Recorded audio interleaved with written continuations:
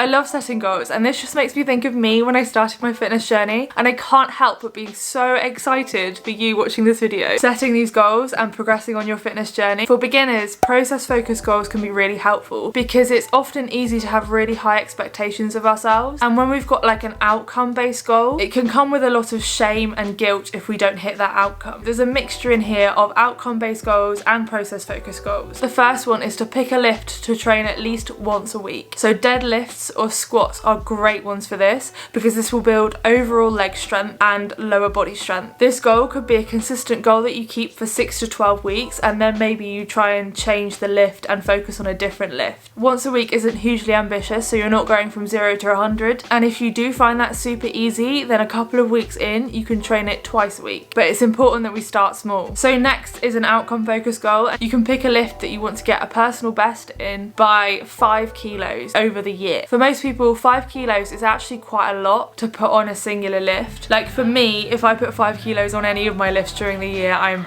buzzing. For beginners, it can be slightly easier to PB your lifts and get heavier weights, but we don't want to expect that because that isn't the norm. But we should never really shoot for more than 5 kilos over our PB. Once you've got the technique right for, say, a deadlift, you could test your heavy deadlift at the start of the year and then plan to PB that lift by 5 kilos by the end of the year. And if you pair this with the first goal, training it once a week, then you'll probably get to that. This next goal is a goal that I don't see many people making, but I feel like they really should. And for me, it's because the fitness industry is a bit of a lie, and it's not really about fitness. It tends to be more about physique, and this is truly a fitness goal. So you could aim to decrease your resting heart rate. The average heart rate of an adult is between 60 and 100 beats per minute. The athlete range for women is considered between 52 and 59. I am well within that range. Mine's about 50 to 54, and I worked to reduce that from the 59-ish range over the last year. If you're just starting out and you don't have a lot of cardiovascular fitness,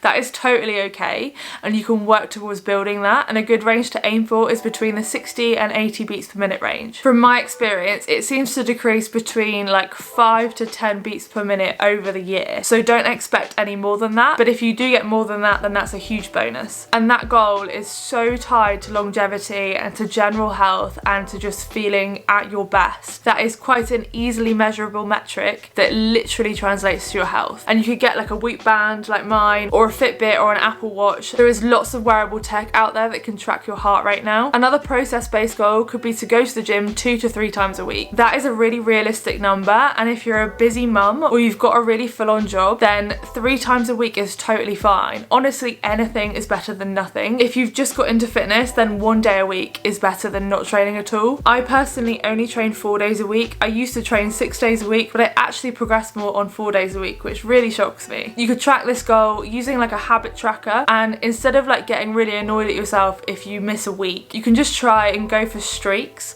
So if you make it like 5 weeks training between 2 to 3 times a week, then that is a really long streak. And then if you break that on week 6, you go back to square one and you try and break your previous 5-week streak. So next time, maybe make it 6 weeks training between 2 to 3 times a week. On the 7th week you break, but you've beaten your previous streak, and that is building that consistency that it takes to get the progress. And also, having a week off is not the end of the world either. Sometimes we need that, and I take about 2 weeks off a year. So another goal could be to join a weightlifting class or get some coaching, and that could be through something like CrossFit. This will help you learn those more technical movements and work on your technique so you can keep that good technique and have that in the rest of your fitness journey. I did a weightlifting cycle for 4 months, and now my technique has improved so much, and I'm so thankful I did that because now my technique is way better than it used to be before. Getting someone else to look at your form can be really helpful, and it also helps prevent injury, but it can be so much fun to be part of a weightlifting class. So more of a health focused goal, you could try and fit at least 1 vegetable into most meals. I'm not saying every meal because you don't want to have that all or nothing mindset. Most meals is totally fine, and then maybe a couple times a week you miss out some vegetables because you don't want them, and other times in the week maybe you have like 3 or 4 different veggies in there. The overall picture is more important than meal by meal. Another nutrition related one one. If you're focusing on weightlifting, it's really important to get the right amount of protein in, and around 50 grams of protein per day is considered enough. But if you're into weightlifting and 50 grams is quite easy for you, then you could aim more for that 160 gram range. It works out about 2 grams per kilo of body weight for weightlifters. That tends to be what they suggest. And I'm not talking like protein powder, although you can use protein powder and it's really good if you mix it into a yogurt. But you should be getting your protein from a variety of sources. This could be through like chickpeas and beans, or meat and fish. It could be eggs, cottage cheese, Greek yogurt.